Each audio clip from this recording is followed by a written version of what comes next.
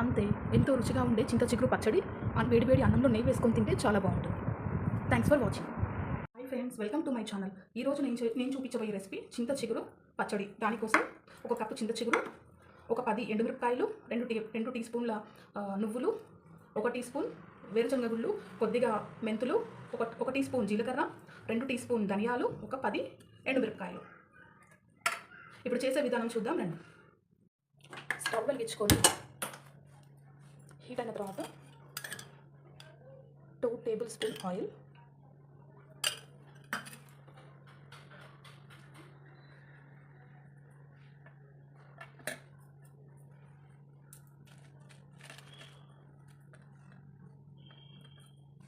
ఎండుమిరపకాయలు,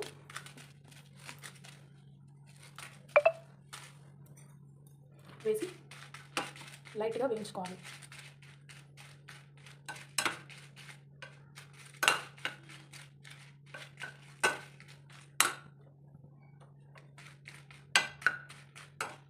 ఇప్పుడు మెంతులు, ధనియాలు,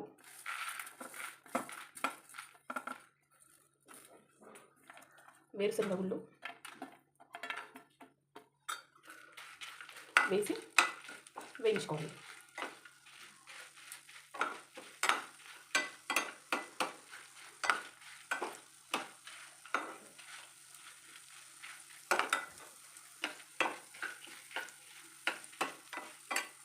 ఇప్పుడు జీలకర్ర వేసి ఇంకొంచెంసేపు వేయించుకోవాలి.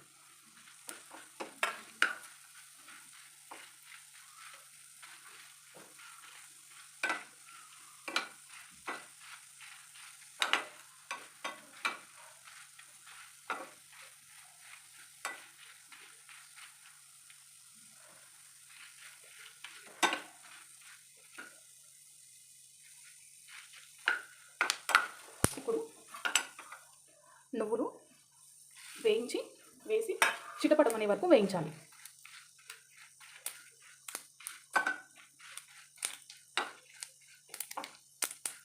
ఇప్పుడు స్టవ్ ఆఫ్ చేసుకొని ఒక బౌల్లో తీసుకొని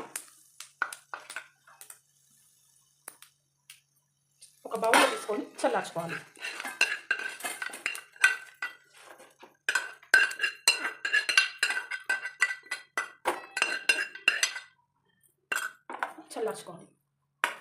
ఇప్పుడు అదే ప్యాన్లో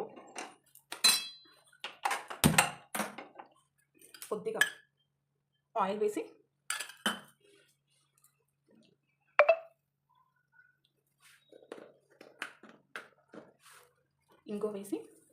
కొద్దిగా ఇంగో వేసుకొని చింత చిగురు వేసి ఉడికించుకోవాలి. ఫ్రై చేసుకోవాలి.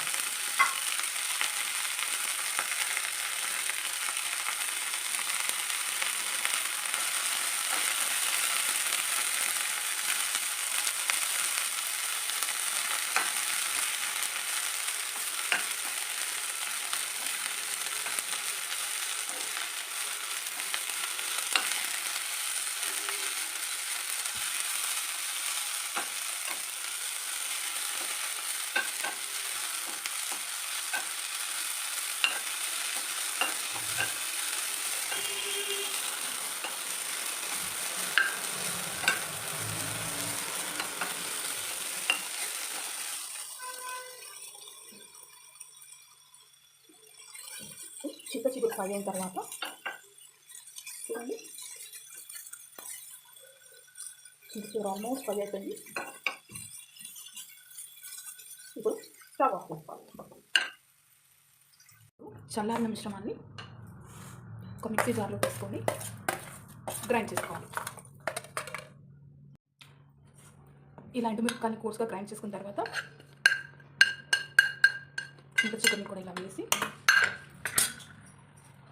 తగినంత ఉప్పు,